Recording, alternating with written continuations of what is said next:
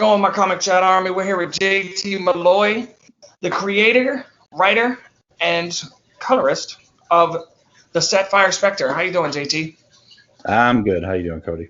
I'm doing pretty good. So, tell us, what was the inspiration behind this comic book? It's funny. It goes back to a good friend of mine. A couple years back, like before I even started going to conventions or anything, I did this really stupid comic book called Sigma 7X, where it was me, based off me and my friends, and we were just acting like a bunch of frat bros with superpowers or something.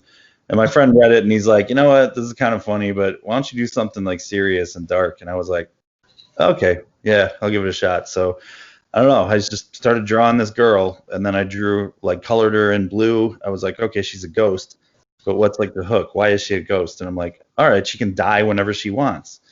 So that's her gimmick, I guess, is the elevator pitch, if you will. It's she can die whenever she wants, become her own ghost, and then come back to her body when she's done fighting evil and demons and stuff like that. And she's trying to keep the ghost world and the living world, which kind of exist on top of each other, like separate dimensions, from crossing over too much, so evil can't kill people as badly or something like that. So Oh, sweet. So what issue are you on now? Is this the first issue ever? yeah, I'm currently kickstarting the first issue of the ongoing series. So I actually have a whole bunch done, because I released a graphic novel straight to Comicchatauthority a couple years ago, but that's as far as I ever got with it. So I was like, all right, so I kind of just always intended to have 3 graphic novels and then the series. So that's kind of the reading order, but I'm starting off with the series just to give digestible chunks that people can get right away. And then I finally am taking it to Kickstarter after being at conventions and stuff. I had demos of issue 1 printed for conventions and stuff, just to kind of get it out there. But over the years, I've made a lot of cool friends in the indie scene, and eventually decided, yeah, Kickstarter is probably the way to go. So this is kind of the reboot of sorts to try and get it, just get people, just get it in people's hands, All right, yeah. I'm super excited about the book. This is very different, and I like the artwork that you've done. You said you draw it too, correct? Mm-hmm. Yeah, I do everything.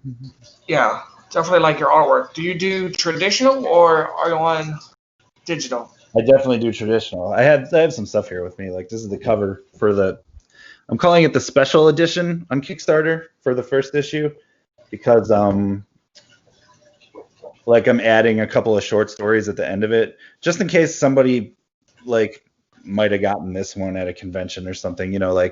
I wanted incentive to have somebody get some extra stuff with it. So I'm doing a special edition of the first issue. So it's the main story of it takes place in a haunted hotel in Chicago, based off a real Chicago haunted hotel. And then the subsequent stories are about a ghost dog that she meets in the ghost world, and a cab driver that's gonna play into future stories. So yeah. How can people? Is that issue that you just showed us available now, or? Really only at conventions and stuff like that. That's why I'm kickstarting it with tons and tons of cool variant covers by friends, and the extra stories attached to it and stuff. So this is kind of the official release now, All right, I got you. Are you gonna do the big MCU Marvel universe and have other side characters and stories? Characters within Sapphire Spectre, yeah, but I'm kind of laser focused on this character and her world. You know what I mean? Okay. So there might be some other characters that pop up that help her out within the series, but I'm not really doing any other series that cross over or anything. So I've got a lot of stories to tell with this one, and I'm actually on issue 4 drawing right now. I've got 2 completely colored. I've got the 3rd one drawn but not fully colored yet. 4th one I'm still drawing. I've got it plotted all the way to 12. So Nice. Yeah, I got a lot of stuff going on. I like it. I like the blue that you chose, like the blue and black. hmm I like the colorway. Not many. You don't see that too often. Yeah, it's fun. Yeah. Um, Yeah, I just it took me a while to come up with it. I was like halfway through the first graphic novel drawing it before I realized like what her name should be. I'm like, she's a blue ghost, and I really like alliteration, adore alliteration. I don't know, but like, so I was like, okay, Sapphire Spectre, and then it was one of those things where when you come up with the name, you're kind of like, oh, I don't like that, and then like you're like, I gotta have something better. But then you think of other stuff, and then you always come back to that first thought. You know what I mean? It's always like, you know, I know exactly how that is. right. It's like the So, first thing you pitch is always like, seems okay. This is a good B, uh, like a B plan B. But like then eventually you're like, okay, that's the one I'm going with. So, all right. And this was your very first comic book ever, right? uh, yeah, kind of the first major one I'm actually doing anything with, Have because you I've drawn comics before that just like never went anywhere. It was really just kind of hobbyist stuff, and this one I actually kind of wanted to show people, and tell my story to the world and all that crap. Yeah, I mean you're a great artist, by the way. Just wanted to Thank tell you that.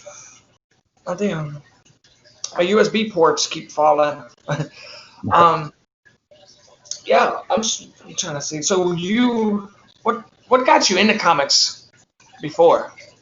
Um, like into making them or just into reading them and stuff? And what got you into making comics, I should say. Sorry. Oh, I gotcha. No, I guess I've been doing that my whole life. Like even as a little kid, I was drawing like comic books where Mega Man met Sonic the Hedgehog and stuff like that, like in the early '90s. Like it's funny because later on they actually made that comic, and I was like, oh my god, like fourth grade me would have freaked out, like. But so I never stopped drawing comics. Like took it all the way through high school and all that stuff, and just learned about it as I went. And then I actually went to college for art, and then I dropped out. Then I went back to art college and Columbia College in Chicago, and I minored in art illustration this time and chose to do television.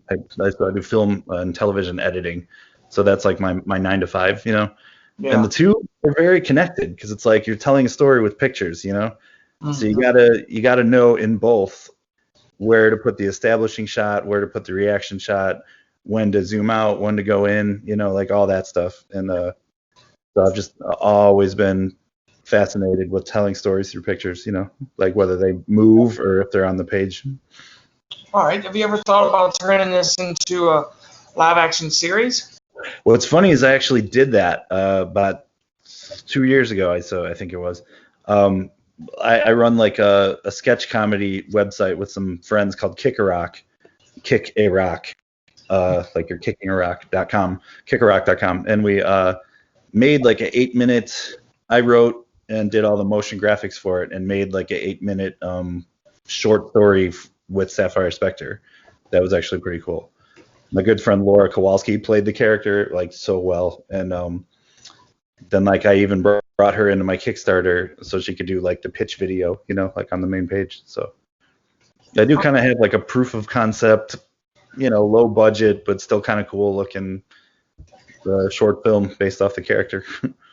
Oh, sweet. So is that still up, the website? Oh, my Yeah, goodness. that's up there. It's kickarock.com. All right. I'll put a link down in the description so everybody can check that out. Cool. Thank you.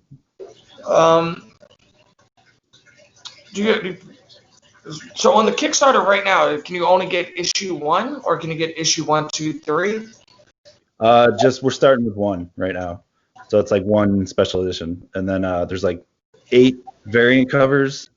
Like I do my little imprint that I came up with is called Punk in Comics because I'm a punk rocker. Like I grew up like that, still am. I'm like pushing 40 and still into that. And those are just two of my favorite things I just thought could go together because you always see metal in comics. You know what I mean? Like there's always metalheads that are into comics. Kind of want to represent the punk side of things. Okay. So there's a little bit of that in the story too. Like it's not like you don't need to know anything about punk to read the comic. It's just that like her best friend Sylvia Sloan is the main character, Sapphire Spectre. Her best friend Melissa is in a punk band, so that's kind of like a background detail, you know. But so that's my little imprint. And then on the site on the Kickstarter, it's yeah, like I said, 8 covers. One of them is a Bad Religion homage to the album Suffer. There's like a kid standing on fire in the suburbs, so I just like drew like her ghosty stuff, you know, and her instead of the kid. So that was kind of fun. And like most of them are being by me, but there's also one by this artist Hannah Blue. She goes by Hanarchy Design on Instagram. She's a really cool woman. She does like she's done like a lot of stuff for punk bands, like Teenage Bottle Rocket, Masked Intruder, and like a lot of stuff like that, and like a lot of flyer work and album covers and stuff. So her style is amazing. So I had to get her to do one of the guest variant covers, and then another one by Travis Starling of Cold War, who I was with for a while. Cold War Inc. That's like Ashley Witter and Ash Masco and Squarriors and all that stuff. And Travis Starling is an artist for them, and so he did another cover for me, and it turned out really awesome. And then the last one is by Alfred Trujillo and colored by Kara Nicole, and that one turned out badass. I love that one. And he actually just did another piece for me too. And we also got Kara Nicole doing cosplay for it, which is really cool. Oh, nice. Yeah, those two have helped me out so much. Big shout out to them.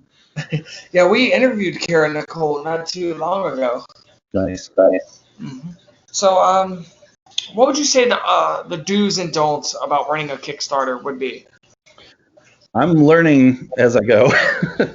This is my first one, so I like even had to kind of get my good friend Lisa, shout out to her, to help me kind of manage some of it too. So like you know, a lot of times she's messaging me like, hey, you gotta update this, and I'm like, oh, you're right, I do. Holy shit. Oh, can I cuss in here? Sorry. Okay, got you. But yeah, so I'm learning right away that it is like a baby you got to take care of. You know what I mean? Like it needs to be changed and fed and all that stuff.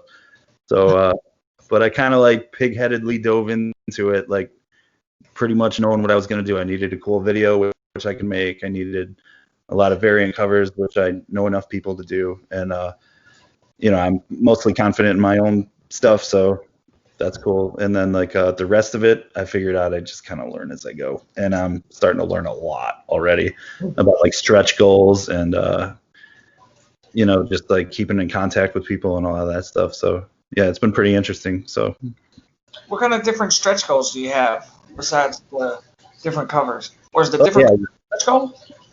Yeah, stretch goals we've got there's like stickers and buttons and refrigerator magnets and keychains,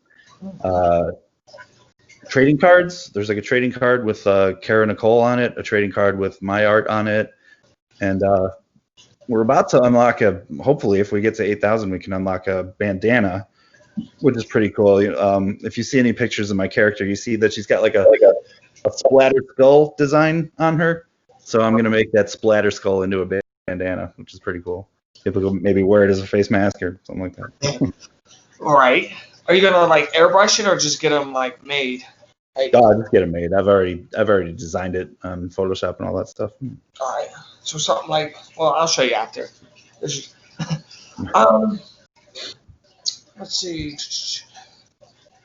Are you currently reading? What indie comic are you currently reading? Any indie comics right now? Yeah, here and there.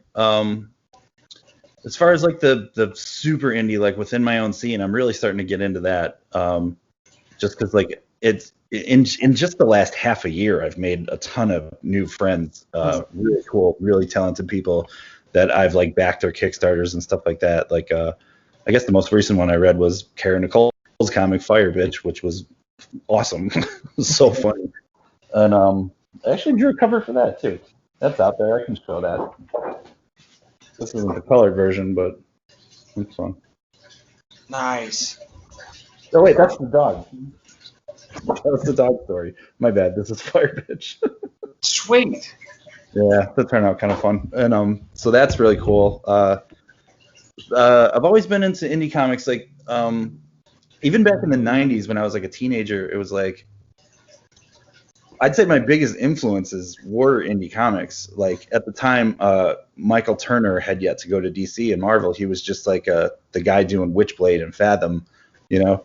And those were probably like my two biggest influences because that was like I remember reading those and it just blew my mind. I was like, oh, comics can be like weird and like movie like, you know what I mean? Like it felt like when you read that first Witchblade comic, you were reading a movie.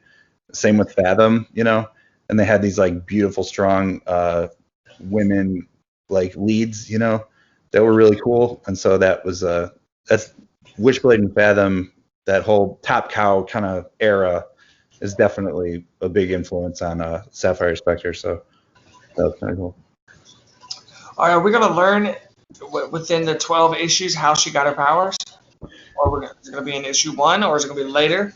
That's going to be in, I'm eventually going to kickstart like the graphic novels that take place before the series. Okay. And all her origin stuff will be revealed in that. I mean, she gives you a rundown in the first issue, you know, and like, but I just kind of wanted to, with the series, just get right into the action, you know. But like, yeah, as the graphic novels are going to be released, like, you'll get to know how she got her powers and all that stuff. I mean, it's not a big secret, but like it's just the journey she went on and the revenge she gets on the guy who killed her. So I guess I didn't explain this. So it's like, okay, her name is Sylvia Sloan. She's from Chicago, Oak Park technically, and she like when she was 18, she gets murdered by a ghost that has merged with demonic energy, and like this ghost was like a gangster in like the 30s. So he's like this Al Capone looking dude who's got red eyes and a black hat and like a pinstripe black and red outfit, you know. Sweet. So it's like, and that was kind of influenced. This is where it gets messed up. That was kind of influenced by, it was like, you ever have sleep paralysis, or do you know people who have, you know? Yeah, I've heard about it. Yeah, it's like there's a lot of people, and I saw this once when I was like younger. It was like you see like a black figure with red eyes, like, and almost looks like a hat or ears or something in like your room or whatever, like while you're doing that. So that kind of like, I was like, oh, I should make that thing the bad guy, you know? So that's like what killed her and her family. But she comes back to life and now has these powers. And I kind of leave it a little vague, like what gave it to her, because I don't really get into heaven and hell in this, you know, like there's already Spawn and there's already Mercy Sparks and stuff like that, and they're all into heaven and hell and stuff like that. I just want to just real world and ghost world, like no devil, no God, just like keep it a big agnostic what if, even though there is ghost energy, you know what I mean, kind of like that. I don't know. But so now she has the ability to die whenever she wants, come back to life and all that stuff, and then we kind of pick up her story 3 years later when she's 21, living with her best friend in downtown Chicago, and that's kind of the status quo she's at, like in art school, living with her best friend, and like stalking the streets at night as a ghost, taking out evil ghosts. So she has a human body like us, but she can leave her body and do ghostly things. Does people know that she's a ghost? Or when she's in form, can you tell the difference between her human form and her ghostly form? Probably not at first glance. I guess you'd probably have to know her really well, because when she's like alive, her hair is black with a blue streak. It was originally blonde. I changed it to blue. But when she turns into a ghost, she's got like her natural hair, so it's like lighter. So she's fully blue with light blue hair, and her eyes are like glowing white, you know. Right. So like, and she's not like a famous person. She's just a normal girl. So like the whole secret identity aspect of it, like this is kind of a superhero book. I guess it's like half superhero, you know. But like the whole secret identity side, it's like that's pretty much taken care of. It's fine, you know. Like she's not gonna, unless somebody really knows her and sees a ghost and is like, hey, that ghost kind of looks like Sylvia. You know what I mean? Right. All right. Well, thank you, JT. That's about all the time we got for now. Do you got any shout-outs or anything you want to tell the people before we go? I think I shouted out all those I wanted to shout out. Thanks.